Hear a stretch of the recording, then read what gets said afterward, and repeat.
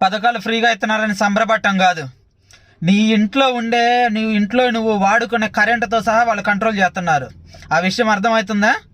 Current bill ఎన్ని యూనిట్లు తాగితే ఈ పథకం రాదు. మీరు మీ ఇంట్లో మీకు ఈ సౌకర్యాలు ఉంటే ఈ పథకం రాదు. అంటే నీ ఇంటిని కూడా కంట్రోల్ చేస్తున్నారు. గవర్నమెంట్ ఫ్రీ పథకాలు పెట్టేసి నీ ఇంటిని కూడా కంట్రోల్ చేస్తున్నారు. సిగ్గు లేకుండా పోయి ఈ పథకం ఇవ్వలేదు, ఆ పథకం ఇవ్వలేదు, అది ఇవ్వండి ఇది ఇవ్వండి అని వాళ్ళని డిమాండ్ చేస్తున్నావు. నీకు అర్థమవుతుందా నీ కుటుంబాన్ని వాడు ఏ రకంగా కంట్రోల్ చేస్తున్నా అనేది?